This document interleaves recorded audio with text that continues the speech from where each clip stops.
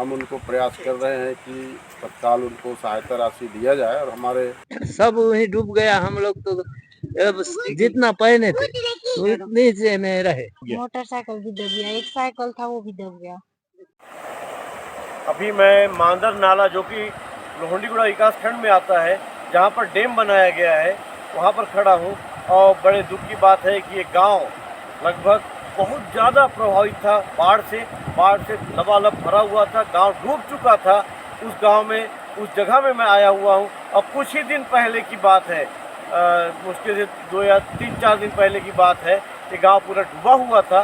मैं वहाँ आया हुआ हूँ और मैं कैमरा मैन से चाहूँगा कि वो जूम करके दिखाएंगे कितना यानी पानी का यानी लेवल कितना ऊंचा उठा हुआ था, वो दिखाना चाहूँगा मैं। देखिए वो जो देख रहे हैं आप, यानी पानी का लेवल दिख रहा है कहाँ तक गाँव डूबा हुआ था। यानी कितनी ऊंचाई है, नाला से बहुत ऊंचा, यानी कई फीट बोल सकते हैं हम लोग।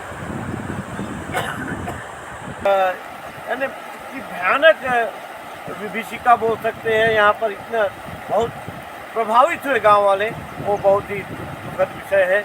आप देखते हैं प्रशासन इस पर क्या कार्रवाई कर रही है, इनको क्या मुआवजा दे रही है या क्या सुविधाएं दे रही है। हम गांव वालों से रूबरू होकर आपसे फिर बताएंगे। लगभग सभी घरों में पानी डूबा हुआ है। और मैं चिखल पारा भी गया था, चिखला पारा बोलते हैं, वहां गया था, स्कूल में गया था, सब जगह देख के आया हूँ।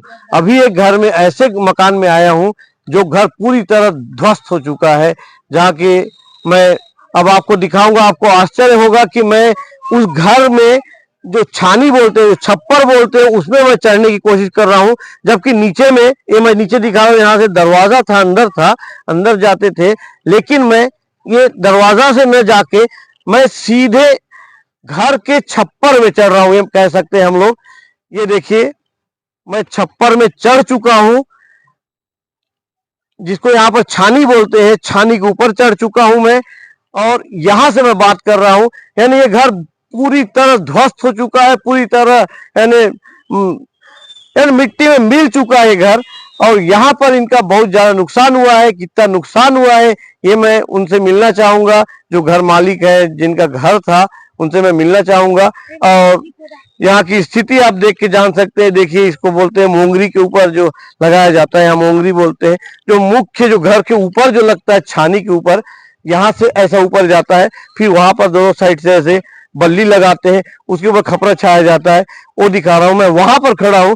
यानी आप इससे अंदाजा लगा सकते हैं कि इस घर का कितना बड़ा नुकसान हुआ है। और एक छोटे से गरीब परिवार का घर है, मैं उनसे मिलना चाहूंगा। यहाँ पर 2 परिवार रहते थे, और उनके जो, इस परिवार के जो मेन मुखिया हैं, वो भी यहाँ पर मौजूद है हमारे बीच में। इनके 2 बच्चों का घर यहाँ पर तबाह हुआ है। और मैं सबसे पहले मिलना चाहूंगा उन बुजुर्ग इंसान से, जिनके घर में इतनी बड़ी आपदा आई और रातों रात एक ही दिन में इनका घर पूरा तबाह हो गया। और वो बहुत दुखी है, वो परिवार पूरा। यानी उनको संभलने में काफी समय लगेगा।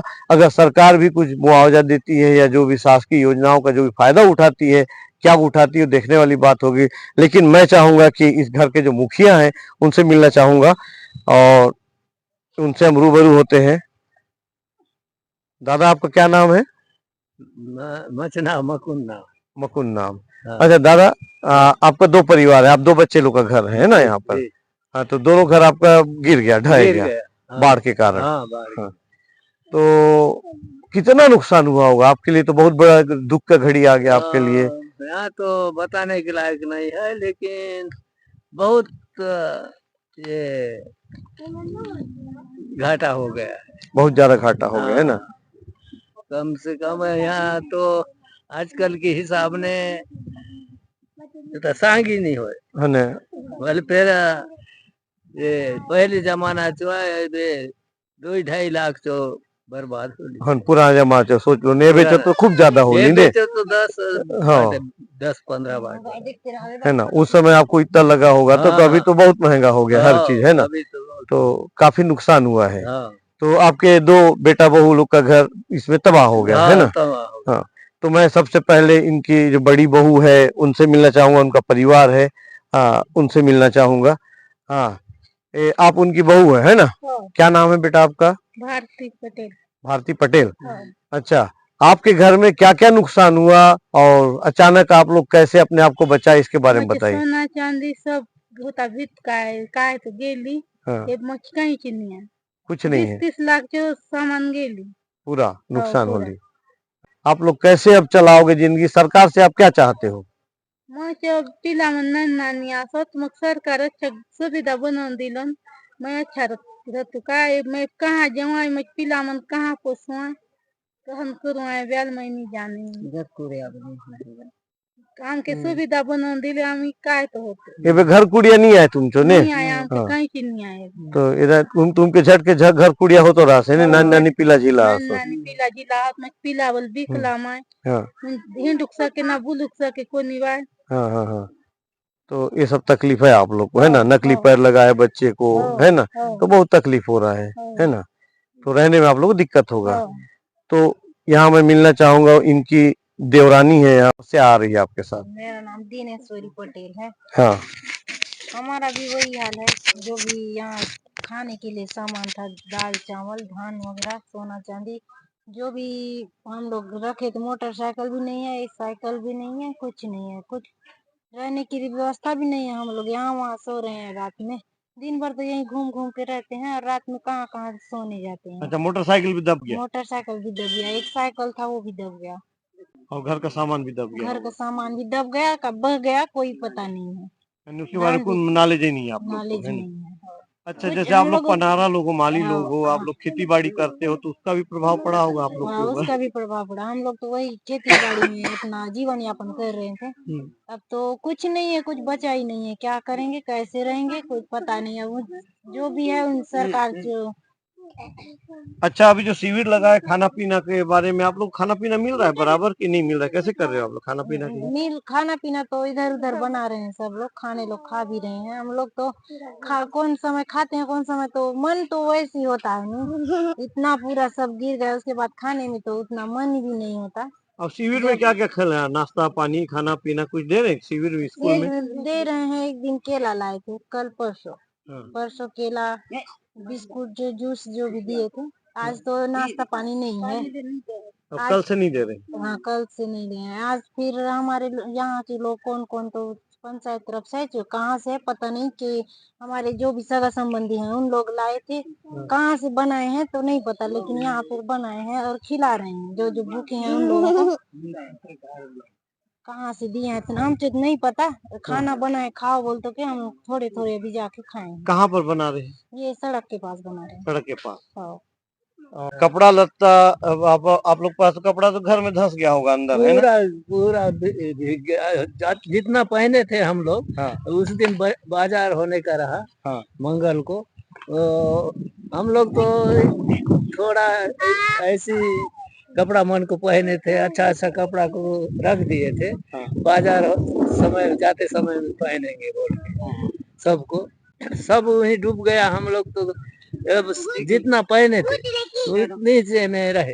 अभी मलमा में है समझ हाँ, जो कुछ भी अंदर में मिलेगा, है ना? हाँ, नहीं मिलेगा उसका भी कोई ठिकाना नहीं। ठीक है। तो ये स्थिति है यहाँ पर। इनका ये कहना है कि जो कपड़ा पहने हुए हैं बस वही उनके पास है, न नहाने धोने की व्यवस्था है, न किसी प्रकार की व्यवस्था नहीं है। देखने वाली बात होगी कि सरकार सही में क्या व्यवस्था की है और इनके लिए क्या जरूरत के सामान दिया जाएगा या नहीं दिया जाएगा, ये समय बताएगा। अभी हम लोग आ चुके हैं मांदर, जो कि विकासखंड लोहंडीगुड़ा में आता है, और वहाँ बाढ़ पीड़ित जो लोग हैं उनसे संपर्क करने यहाँ के अपर कलेक्टर महोदय भी आए हुए हैं, और सरकार पूरी संवेदना के साथ काम कर रही है ऐसा देखने को मिला मुझको, क्योंकि उन्होंने मुआयना किया कि खाना का स्तर कैसा है, लोगों का जो शिविर बनाया गया है शिविर में कैसी व्यवस्थाएं की गई हैं उनके बारे में पूरी हमने उनके साथ जाके देखा कि वहाँ पर व्यवस्था कैसी है, और बाकी यहाँ पर क्या क्या इस विभीषिका में कितनी भयावह लोगों की स्थिति रही होगी उसके बारे में माननीय अपर कलेक्टर महोदय से मिलना चाहूँगा, उनसे रूबरू होते हैं। सर जी नमस्कार। जी नमस्कार।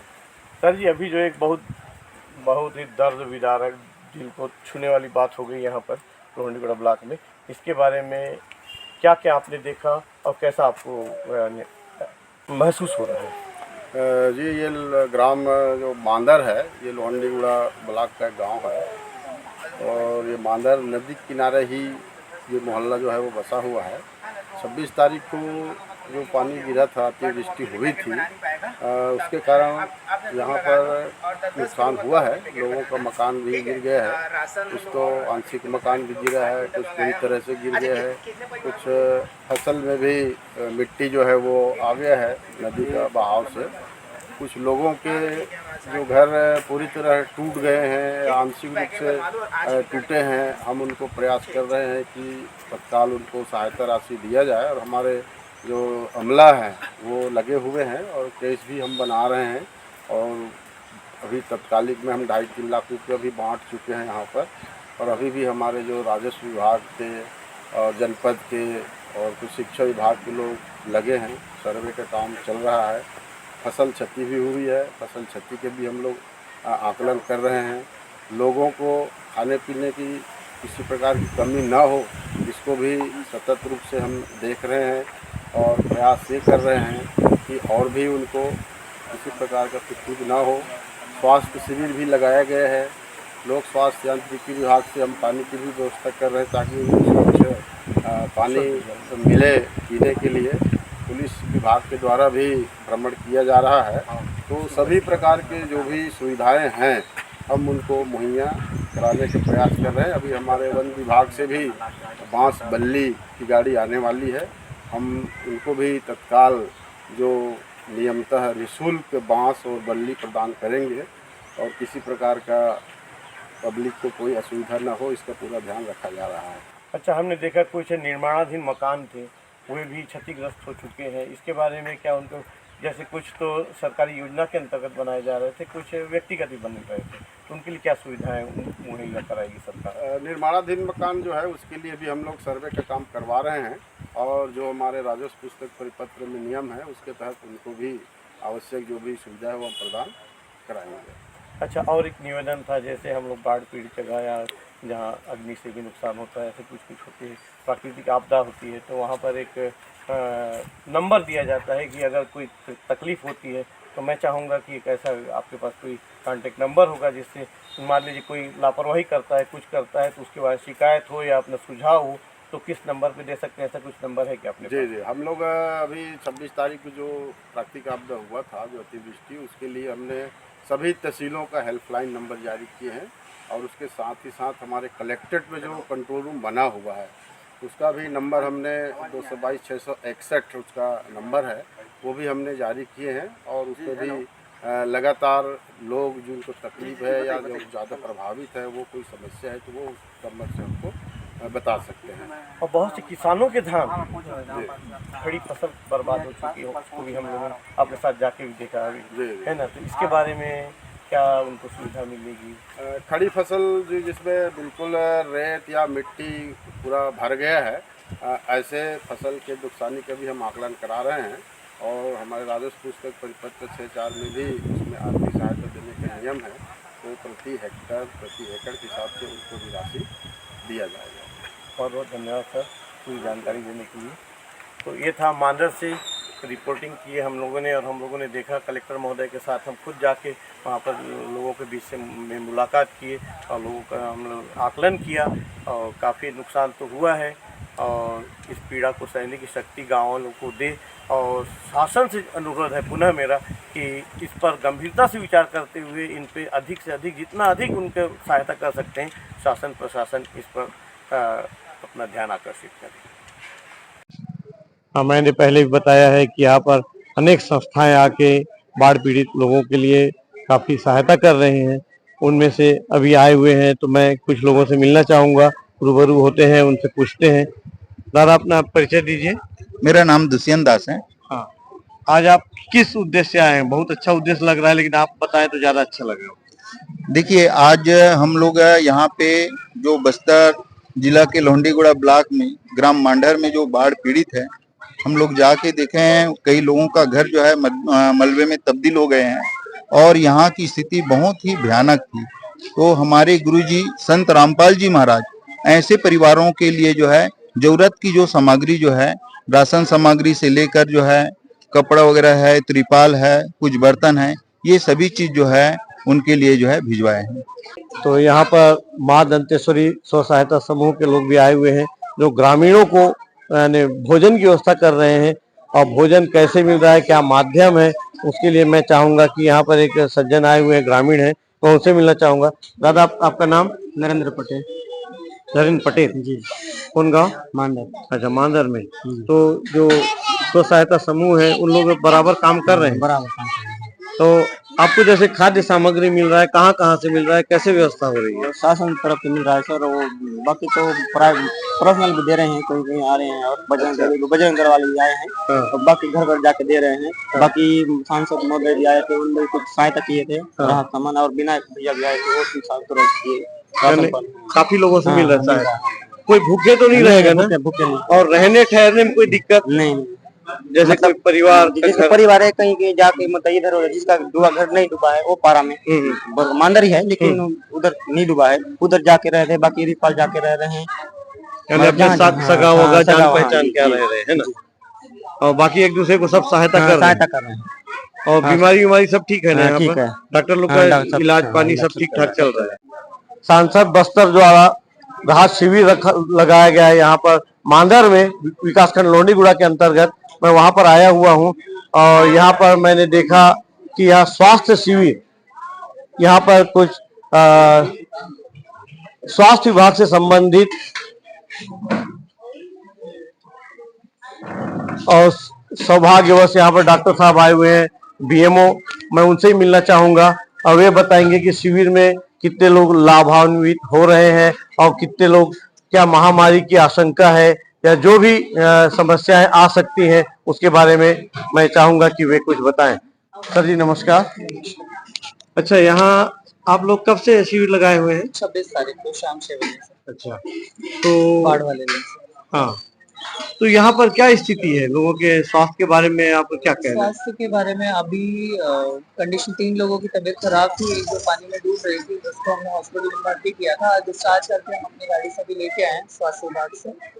और बाकी 3 लोग डिस्चार्ज हो गए हैं। टोटल पहले दिन 85 लोगों का हमने देखा था। अभी स्थिति उतनी स्वास्थ्य के लिहाज से ऐसा गंभीर नहीं है, लोगों को छोटी मोटी चोट आई है। बाकी जो सिम्टोमेटिक पेशेंट्स आ रहे हैं उनको हम देख रहे हैं।